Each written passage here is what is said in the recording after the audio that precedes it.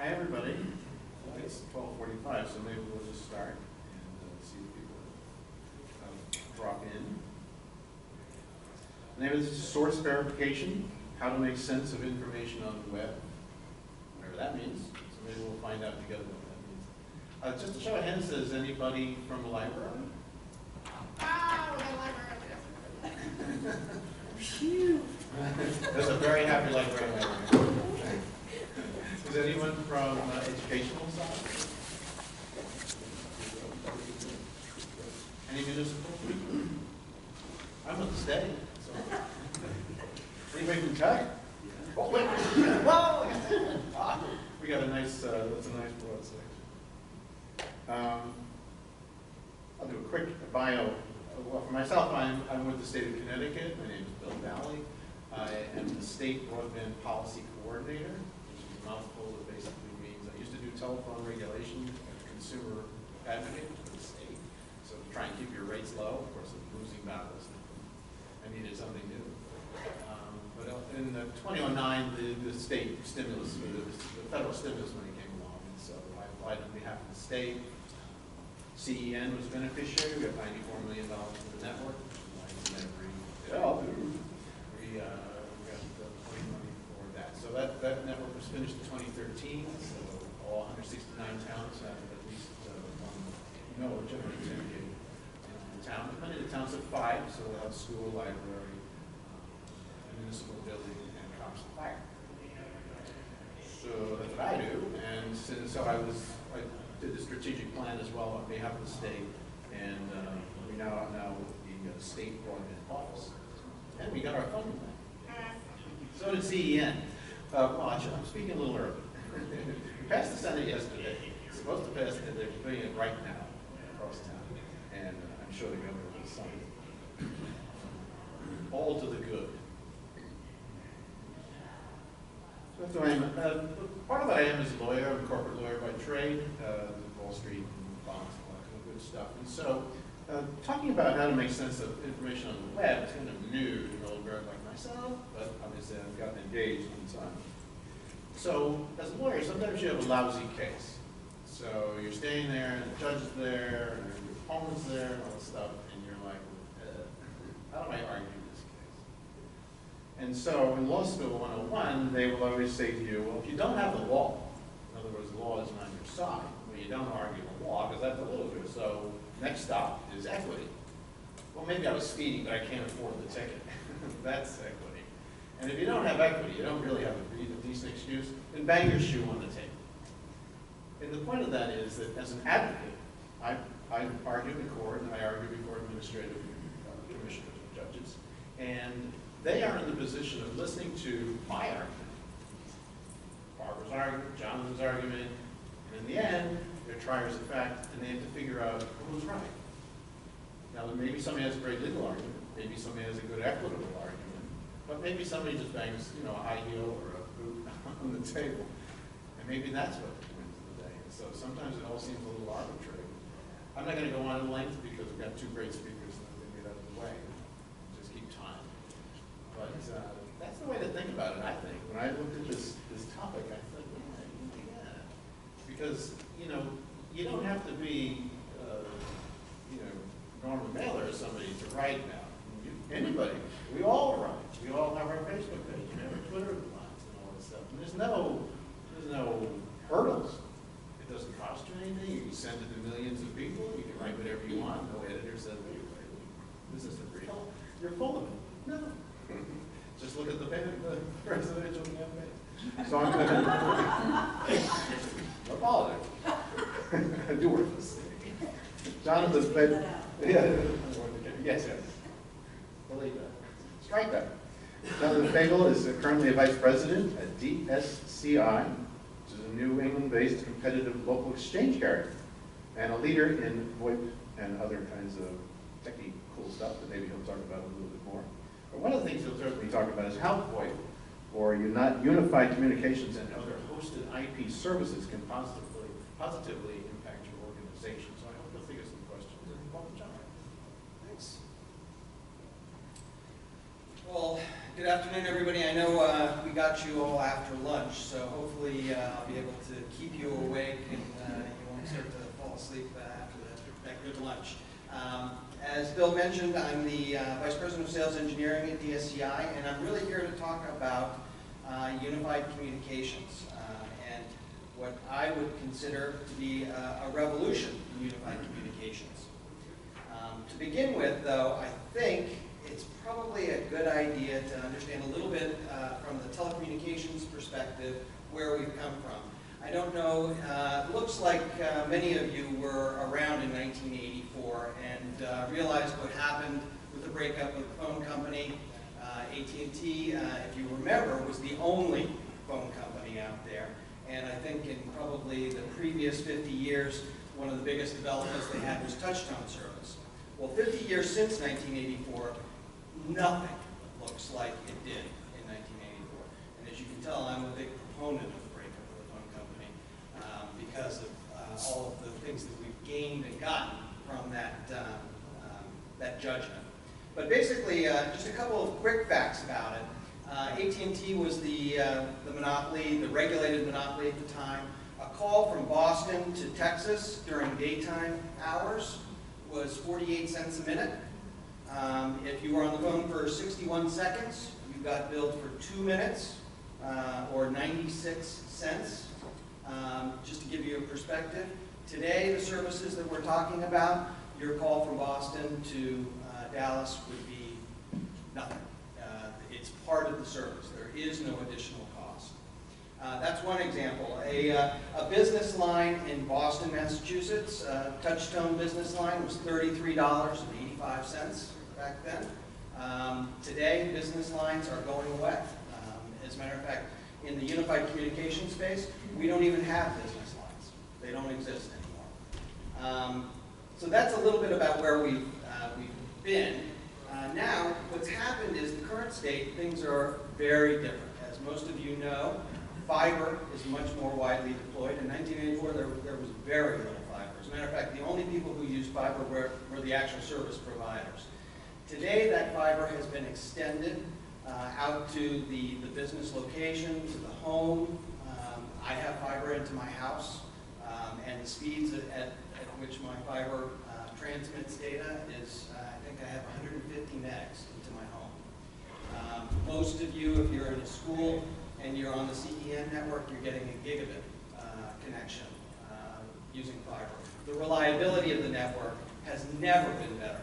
It's funny, you know, looking at things from the service perspective, we get complaints from people, you know, when the service is down. But I'm telling you, in 1985, when I started in this business, we got those complaints every time it rained.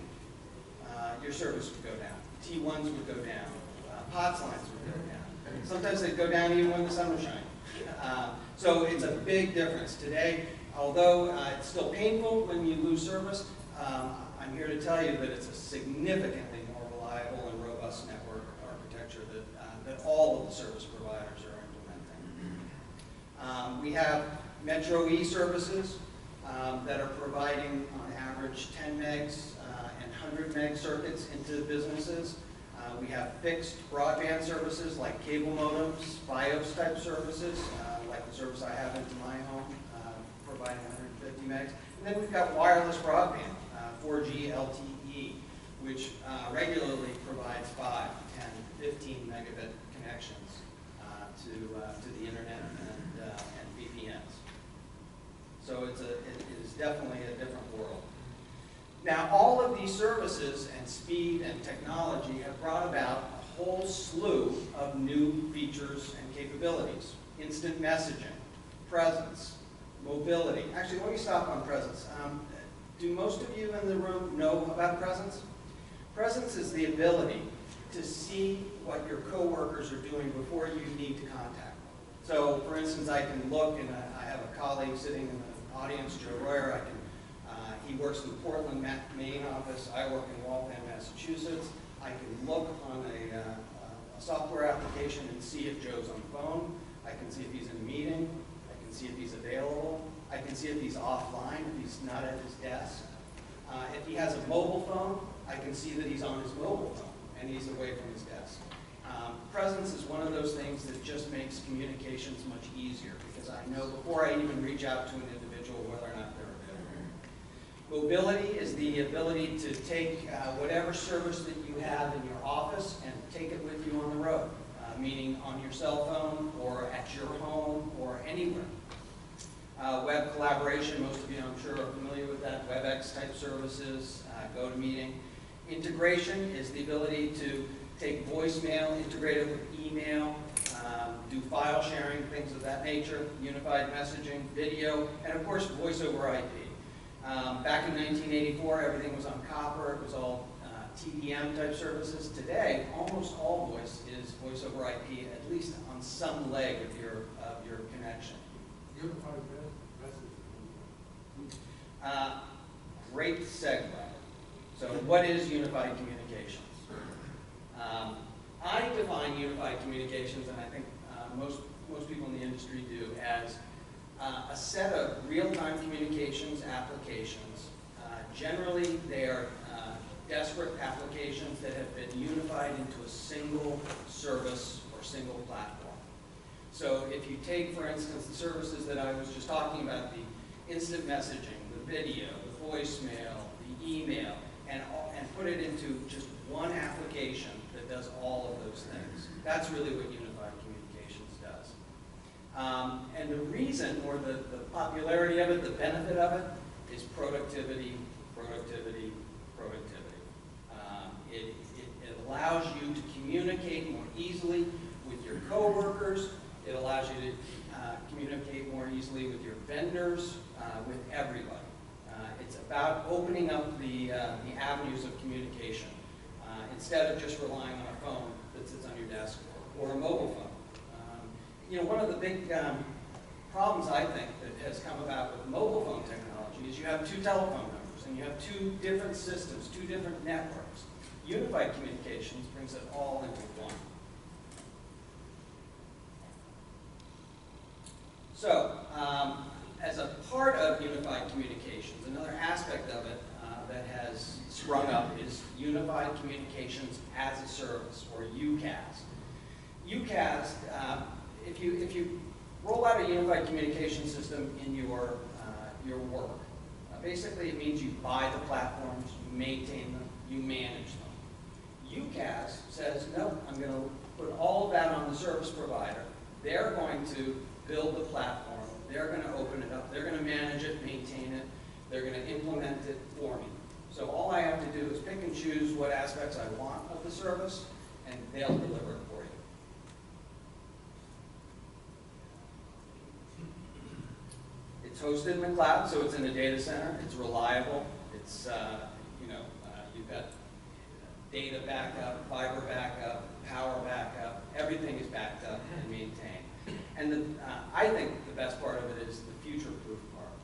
If you buy a platform, it's up to you to upgrade it and spend money every time and figure out what you need and what you don't need as part of that platform. And then you have to manage the implementation of it. If you go with a UCaaS model, it's up to the vendor to do. They upgrade the platform. They provide the new features and capabilities over time. And you just select which features you need or want for your business.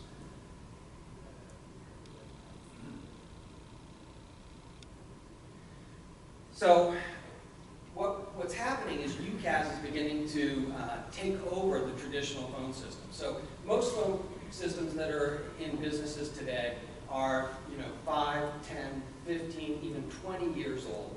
And all they do is serve really two needs primarily, right? The ability to pick up the phone, make a call, receive a call, and leave a voicemail. If you try to do anything more than that with the phone system, you're going to have to upgrade it, you're going to have to spend a lot of money on it.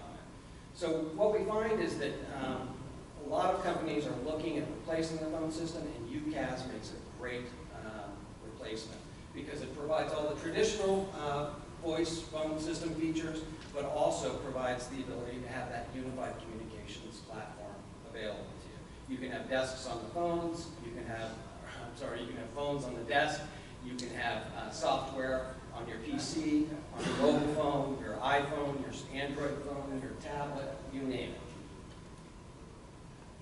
And the costs are very comparable to a traditional phone system.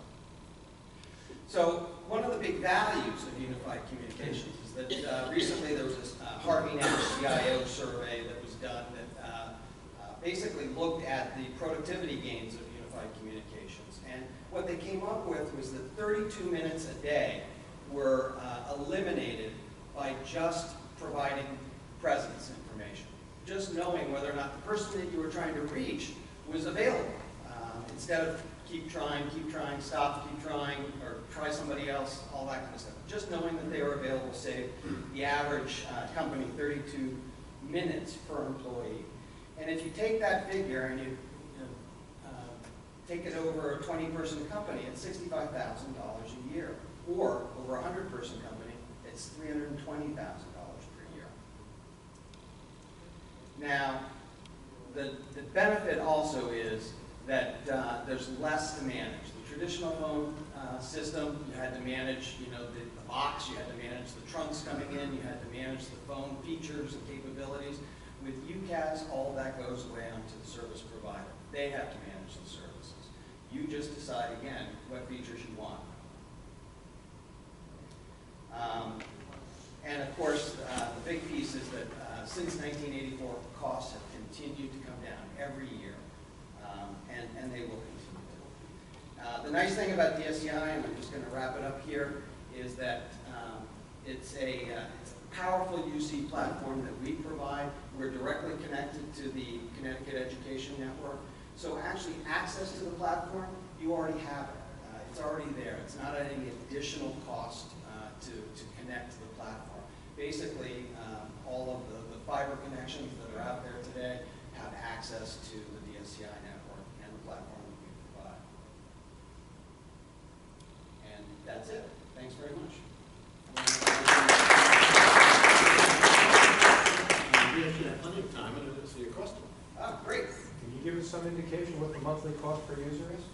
So, yeah, generally the service is priced based on bundles. So you buy a bundle for a user based on whatever their needs are. So if you have a simple office user who just has the need to make and receive phone calls, do some transferring, your cost could be probably in the range of $15 to $20. But if the user is like a receptionist and is a heavy user of the phones, it may be as much as $30. So the nice thing about the feature is that when you're buying a phone system, you pay a per extension cost regardless of what the features are. In the UCaaS environment, you pick and choose based on what the user requirements are, and that's one of the ways that it can be very cost effective. Yeah. Is there do you have current hardware you have to take hardware? So the UCaaS can be supported on a PC. So if you run Windows, it'll work. If you run a Mac, it'll work on a Mac. It'll work on an iPhone, Android phone, and there are actual telephones that can sit on a desk as well. Generally, those are not supported from the traditional phone system. So for instance, if you have an existing phone system today, those phones will not work with the UCaaS system. So new phones would be required. Any other questions? Jonathan, can you just touch on SIP trunks and kind of the versus traditional analog pods and PRI lines as a stopgap if someone has a legacy system and they don't have the budget for a new system or aren't quite ready to move forward with that? Yeah, that's actually an interesting question because one of the traditional services that most people who have phone systems use it's called a PRI. It's basically a circuit that comes in and it provides direct inward dial service so that if somebody can dial a 10-digit number and have it ring directly to your desk. With the transition from the traditional services to voice over IP, that product has been replaced with a SIP trunk. And SIP just stands for Session Initiated Protocol. You'll find in the telecom business everything has an acronym, and SIP is just another one. So what SIP allows you to do is replace that older technology with newer technology, but more importantly, it also allows for the integration with UCaaS systems. So for instance, if you had a facility that the phone system just wasn't going to last another month, and you needed to replace it. You could put in a UCAS system that would integrate with other facilities that were not UCAS via a SIP trunk. So the SIP trunk would go into the traditional PBX location, and they would be able to do inter-office communication. They would be able to do, it would look as though it was one system, even though it would be really two systems. The location that had the UCAS capabilities would have a lot of additional features, like the instant messaging and the presence. But presence could also be supported on the traditional phone system location as well, via a SIP trunk. So it's just a SIP trunking is a way of integrating sort of the older facilities with the newer, more modern facility. Can I ask you a question? Yeah. We have a librarian following you, and you obviously know the technical part of the thing. In terms of a marketing thing, and there were a number of librarians in the room, a question comes into a librarian who has your system fully blown. It's all how would that help them to verify in terms of this topic? The question comes in, you're not sure, is that what research materials would I use to figure this out, and how do I know if they're any good? Would they be able to say, you're on the phone with a person, they can pick up your cell phone and call a colleague in another state or anything? Yes. So there's a couple of things. One, the one aspect that I really like about UCAS in general is just that if I need to get a quick answer from somebody, I can text them. I can see that they're available via presence, or sometimes they're in a meeting, but I can still send them just a quick text, nothing that's going to distract them, just saying, hey, can you give me a call? Got a question on X, Y, Z. The other thing is that the mobility features of the platform mean that today, if somebody needs to reach me in the office, they'll call my office number, but it will actually ring on my cell phone. And when I answer it, they have no idea that I'm on my cell phone or in the office, but I'm available to them. I can call them from my cell phone, and the phone number that's displayed to them is my office number, not my personal cell phone number. It's a feature I like because it's a feature you can turn off, right? So 5 o'clock, 6 o'clock in the evening, I can turn off my UCAS service, and now the only people that can reach me are people who have my personal cell phone. The other thing is that when you leave a voicemail message, the voicemail message is part of the corporate system, not my personal phone voice message. So I guess, to answer your question, the whole purpose of the platform is really to make communicating and getting information easier from other individuals that you work with. The other thing is that you can federate, meaning you can, even if somebody is not part of the platform, they're not part of your organization, you can still federate with them to see presence and chat with them. And then the last point I would make is that there's a video capability too, instant video. So if you have a laptop that has a camera on it, or if you have a desktop, there's actually just a camera, a very inexpensive camera that you can buy and put on your monitor.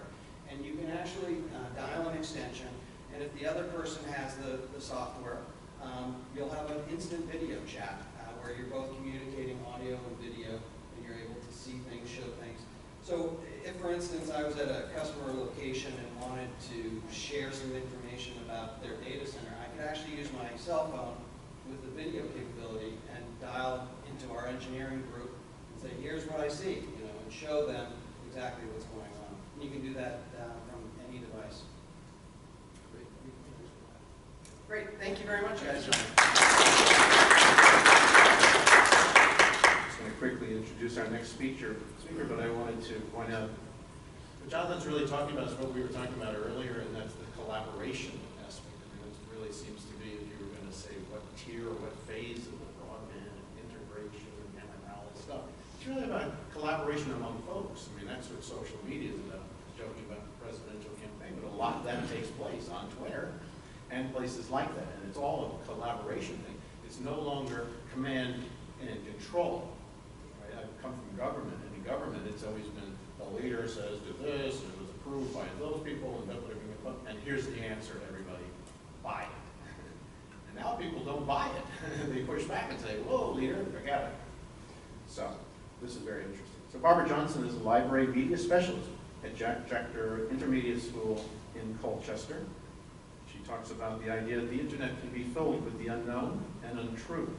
How can we guide and teach students and staff through all the CAPS, J-U-N-K?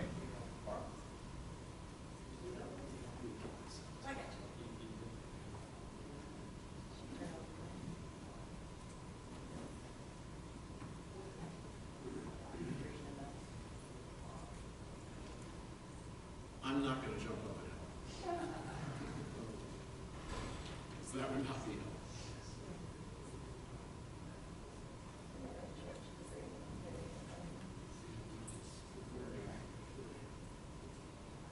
Yeah, she extended the screen over that way.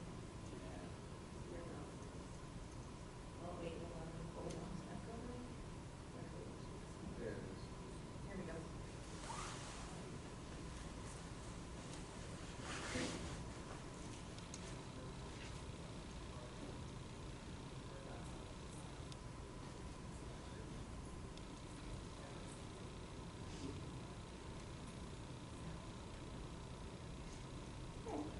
Figured it out. Hi, I'm going to use my teacher voice, if that's okay. My name is Barbara Johnson. I'm a school librarian in grades 3, 4, and 5. My background is technology. I did not grow up wanting to be a librarian. However, as the role of librarian changed, and I was teaching technology, the role of school librarian became what I was doing already. I was teaching kids how to use computers, digital tools, do some research, and harness their superpowers to do good, instead of course, sometimes the trouble that happens. So back in the day when I was a girl and my geometry class became teaching a little triangle, how to move around in a square, and learning to count in base 16 for my Apple IIe, possibly, I just grew up with computers, and I learned how to take them apart and put them back together, and I was also learning how to be a teacher at the same point, and there is still no certificate for an elementary school technology teacher. You can get a tech ed endorsement, but then I would be teaching things like woodshop and drafting and all of that stuff. So I became a librarian, and I turned over to the dark side.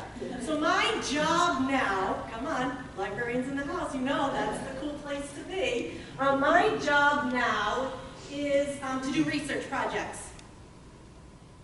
This is 18 months ago, before I took my position at Jackter. This is a traditional research project. Teacher selects the topic, the student finds a book in the library, fills in a list. This is what I want you to learn about that topic. They write a report or a poster, and then the teacher will provide a grade. Great job. But there's very little retention, interest, engagement in what's going on in that project. In fact, once the project is over, the report pretty much either gets tossed in a pile or put away. Even the teacher doesn't really have that much engagement.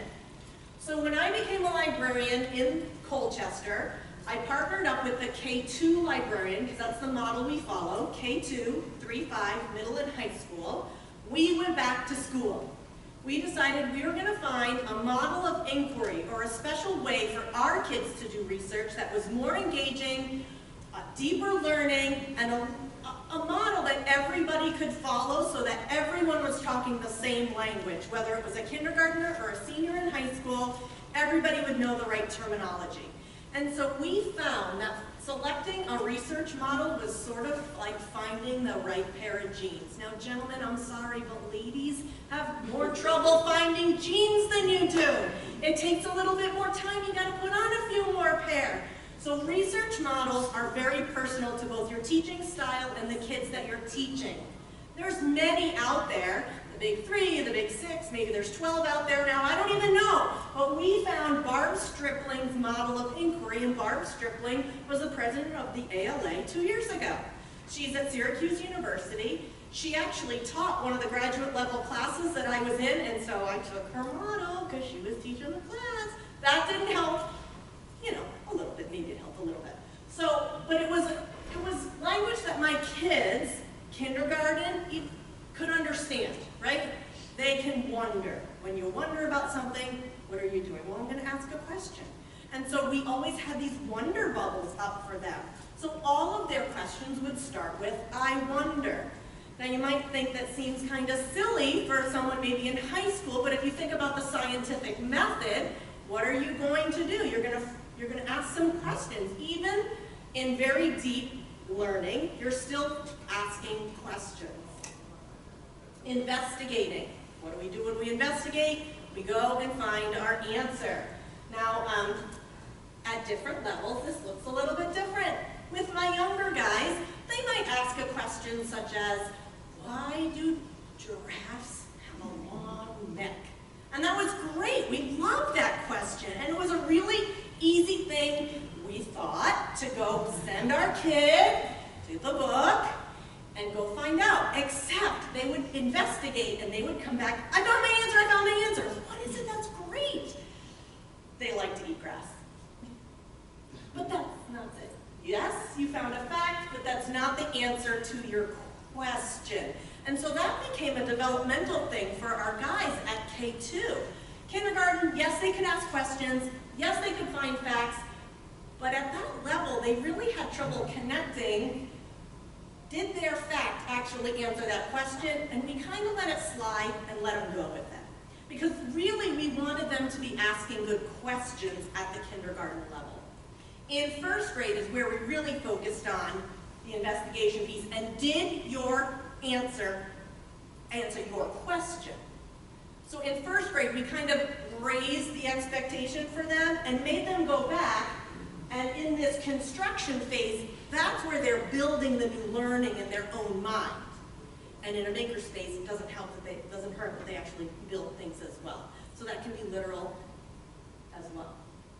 So in first grade, we actually have them think about, does this fact go back and answer the question you had? And so that's where we end with first grade. In second grade, we actually go back and have them look at where they found their fact. And that's where we really focus today, is the evaluation of the sources students are learning and using in schools today. Because that varies K-12. But the fact is, the information has to be right. And it can't just be from Wikipedia, although the kids are finding right information on Wikipedia. We have to be teaching our kids how to evaluate this information, how to evaluate the sources, because now that we have lightning coming to the front door of the school, that's where they're going. It takes too long to go find a book in the library, look at the table of contents, go to that page, and read the text. That's too long for kids. The information is right there. I'm sorry, it is. Did you laugh? It is, right? That takes too long. They don't have the patience for it. They don't have the stamina for it anymore, I'm feeling like. So I have to teach them, like, everybody breathe. There's these things called books, and it's okay. So, so this is where this investigate phase is really where I'm going to kind of take you today and show you that with the new research we're doing, in the new inquiry model that we're using, look at who's driving the instruction now. Students are developing the questions, students are investigating the answers, students then get to choose the way they want to present their information, and students get to evaluate themselves with the teacher. They get a voice as well. Student voice is very important in this research process. Our focus today is this digital scholarly resources. And the kids in kindergarten are using the word scholarly. It's important. I kind of say, well, it's for school, even though that's how they remember. So the word scholarly is very important. So we start by defining scholarly, and that looks different at all different levels. So my kindergartners, first graders, and second graders, when they are using scholarly sources, they're doing research for school. You want to just go Google a fact? You got a quick question? Of course, go Google it. You want to just know what time it is over in such and such? Of course, Do I have to spend a lot of time evaluating the source? No, I go to Wikipedia for stuff too. Do I make sure it's right? Depends on what I'm using it for. If it's scholarly, we're going to verify it in a couple of different ways, and I'm going to look where it's coming from. We compare information found on websites versus databases. We absolutely use both. We have established a criteria for the different grade levels at evaluating information, and I'm going to give it to you. And we use digital tools to cite. Our goal with third grade this year, because we have to set goals and collect data and all that good stuff, is for third graders to create MLA citations. Third graders. Third graders are 9, and they're creating MLA. My kid's going to graduate from college on Tuesday, and he wasn't really sure how to create MLA, so the fact that my third graders can do it, I'm feeling pretty good. I know. Is Eastern represented? So we know that there's a crap test, right? We know about the crap test? All right, there's a crap test. Current, is it within 10 years? Relevant, does it answer my question? Accurate, right? Authoritative, the author and expert, and the purpose. Does it have any bias? Is it meant for me to believe one way or the other? Or is it providing me both sides of the story so that I can get a true picture? That's the CRAP method. It really exists. You can Google that. And you'll get this graphic. I promise, it's a real thing. See, I even found a picture of it on Google.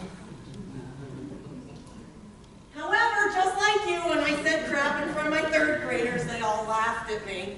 Because it's kind of funny. I didn't say poop, which the second graders thought was a really funny word. Crap, everybody kind of thought. So I thought, well, I still want to teach the same things, but I think I want to do it in a different way. So Kathy Schrock, library, digital tool, goddess of the library world. If you don't know her, she's on Twitter and she's got her own webpage. And she has this 3-page checklist rubric to look at a website. One website, by the way, 3 pages.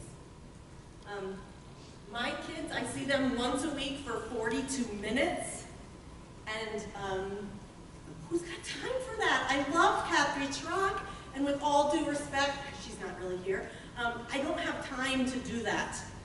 Plus, something in common, I wanted a cool acronym. I did.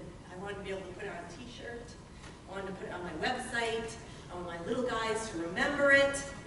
So as promised, I came up with the JUMP method. Just experts as authors, uses accurate information, newly updated, which is relevant to the topic, and we kind of talk to people about, kids about that as they're investigating different things, and keeps to the facts. Ta-da! Junk. So how do we teach kids how to start looking at these things? So we talk about the author. Kids are now becoming information detectives. They actually have to become the FBI. They have to find the about the author on the website, or the page, or in the database, the article. They read about the author. Does this person know what they're writing about? Because just because you have the doctor before your name doesn't make you an expert on such and such a topic. Or just because you are a published author on X doesn't make you an expert on Y. And kids think, well, they wrote a book, they must be an expert. But just like anybody could write a book now, I can write a book, and there's websites I can send my text off to, and I can get it published, sell it on Amazon. Doesn't mean I'm an expert on that topic. Wikipedia, anybody can publish to Wikipedia. Doesn't make me an expert on the topic. So the kids are really spending some time looking at the authors of the information that they're finding and deciding if that's an expert. Did we find the same information in 2 different places? So we talk a lot about the variety of sources. Can you find it on a website? Can you find it in a database article? And can you slow down, take a breath, and go find it in a book for me? Because if I can find the same facts, exactly the same, in 2 different places, then I've done due diligence to make sure the information is correct or accurate. Is it new? So this is where, back in library school, we were talking, 10 years for books and 5 or 7 years for encyclopedias, but my third graders are a perfect example of 10 years is too long because they're studying space now. And back in the day when I was 37, there were 9 planets, and history was different. And guess what? When your first grader does research on space, it's not like the whole world did change. I mean, we grew up with a different number of planets. That seems crazy. And with the development of technology and communication being exponential in growth, kids have to really know that the time frame depends on their topic. The election is a perfect example of that. I want information on Donald Trump. Well, 10 years might be a great time span, but I want to know what the polling statistics are today. 10 years is too long. 24 hours might be too long on something such as that. So we really talk about looking at your topic and looking at that time frame for what kind of information is too old when you're doing research. And finally, facts or opinion. This is probably the hardest thing to get a little guy to understand is bias. So we don't really use the word bias. Do you think you're reading facts, or do you think we're reading someone's opinion? And the great thing about, by the time I get to 3rd, 4th, and 5th grade, is they're doing opinion writing in their English and language arts, and I can really tie into, if this was your opinion piece, what would be some of the key words you would be using? I think, I feel, and then when we look at facts, we're looking at numbers and data and both sides of the story, good, bad, and ugly. And so this is a really hard thing to kind of get down to little guys. The older guys definitely can understand it and read the gray areas in the text. A lot of the materials they're finding for the topics they're choosing, though, it's pretty clear that they're finding facts. We're still doing research on rocks and minerals and animals. I mean, the 3rd grade topics that they're choosing are not as in-depth as some of my older guys. So it is a little bit more black and white as far as the pieces they're finding in facts or opinion. We teach this all year. We teach this all year, all 3 years, but just at different levels. So it's cyclic. We will always start September with developing good questions because that's where we can dive into deeper topics. We always move into MLA citations. It's just now, instead of 3rd grade, just remembering to copy and paste it from a database article into their Google Doc, how to create them, why are they different, how to cite pictures from Google Images, how to cite YouTube videos. I mean, the difference of multimedia, they have to know how to cite all of those things. So everywhere in the process of our inquiry model, we take a few weeks and we teach that. We go through an entire research project, but each research project we stop at a part of that research model and we really kind of dive in so that each grade level gets its own level of learning. You can put this to the test. Anybody familiar with this website?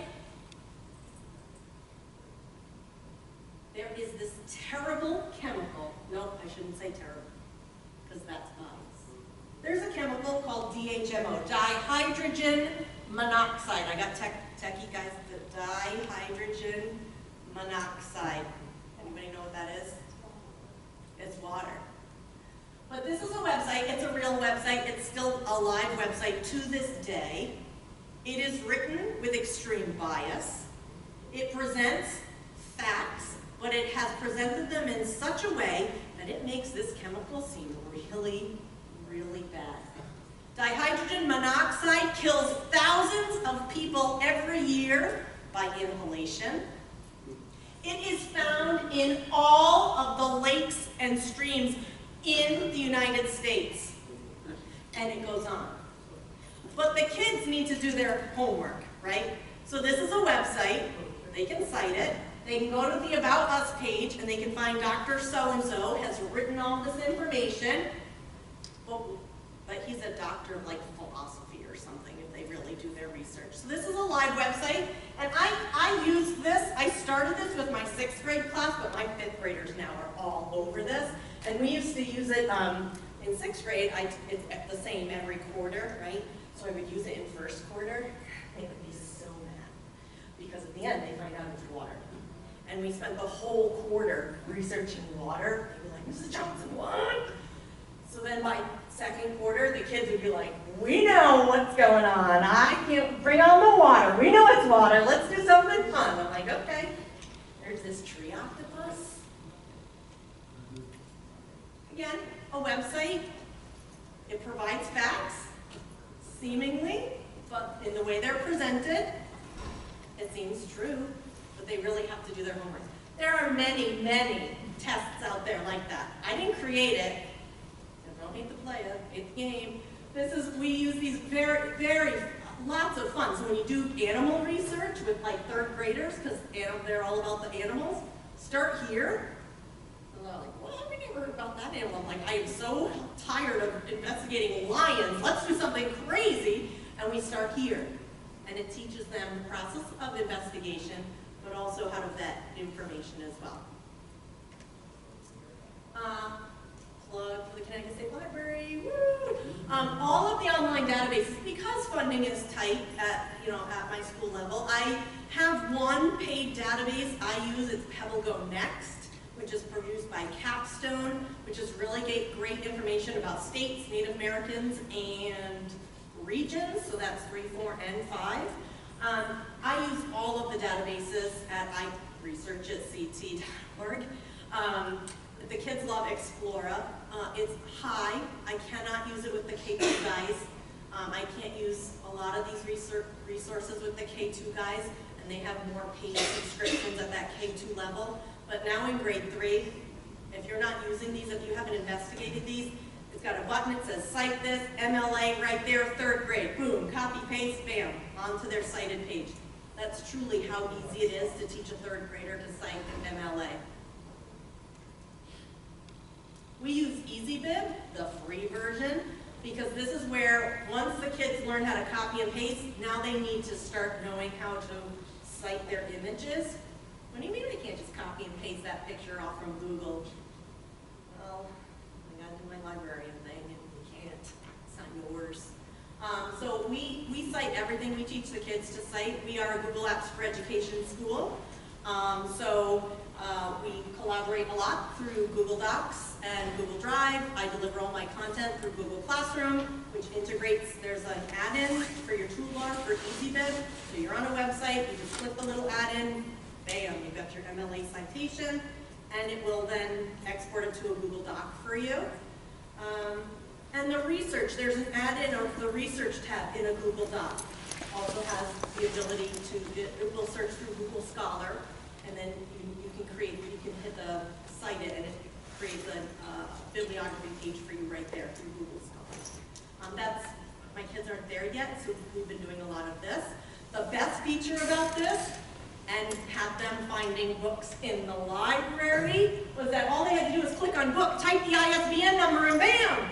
They've got a citation. They went back, they're like, Mrs. Johnson, can I go find a book so I can cite it? I'm like, yeah, I got 15,000 books. Go find any one you want. They really like creating the citations with this, so I'm going to go with it. I can't imagine not. So we this is before the inquiry model, before teaching these lessons.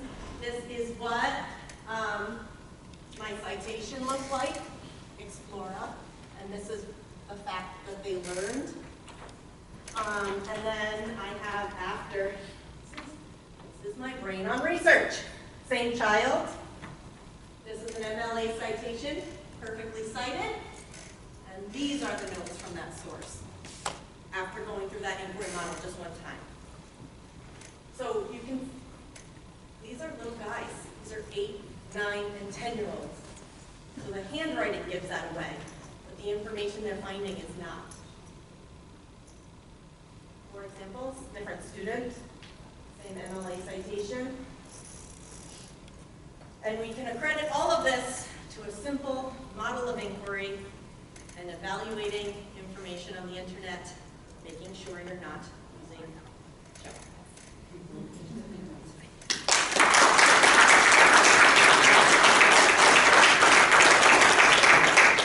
We have a few minutes for questions if anyone. I can start off by asking Barbara, and John can jump in. I had mentioned quickly command and control, and that's kind of falling away because of the democracy, if you will, of our communications and the internet, our ability to share and collaborate. And I mean, Barbara started out with, I wrote down old style teaching. Research, old style research. Also, sending someone this big to the book.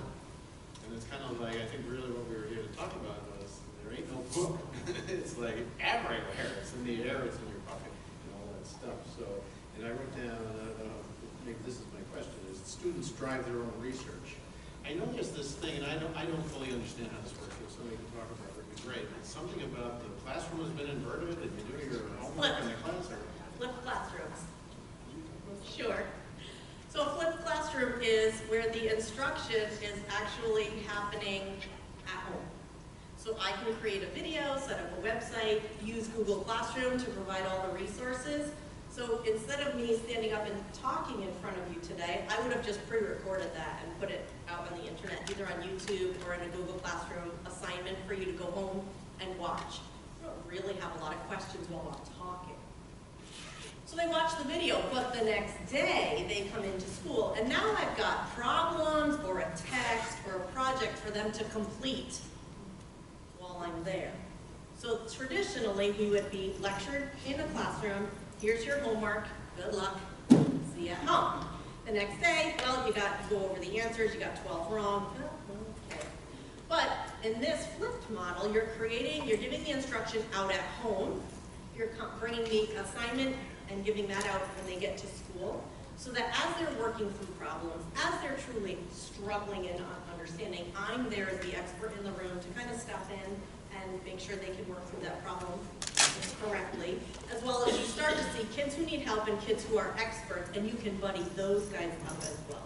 So there's a lot less, we call it teacher talk. They'll nail you for it in your evaluation every time. You don't want to have a lot of teacher talk. The only time I do get up and stand in front of a group is when I present to people like this. I am very rarely in front of my group of kids. I usually pre-record my videos on my laptop, put them out, or we do a Google Hangout, put it out onto Google Classroom, throw it out on the library website, and the kids watch it at home. We do have ways to provide for kids who don't have access at home. I have laptops, and I can run that same video onto a DVD. So kids without access to the internet at home, got a little backpack, got a laptop, a cord, and the DVD. They can go home, watch the video. They don't need the internet to watch a video. And so they can bring that back to me, be ready to work in the morning. So that's a flipped classroom. Anybody else have a question? The research model, student work, everything's up at jackterlibrary.com. If you have examples of projects that we've done, my email address, Twitter, I'm a Twitteraholic. You can follow me at Twitter at TechnoJohnson. And I just tweet work stuff. If you want my Facebook stuff, that's home. You know, just work stuff, just research stuff, just working with kids, digital tools, empowering the kids. I get to just sit back and have fun every single day that I go to work. Great panel, thank you. Join me.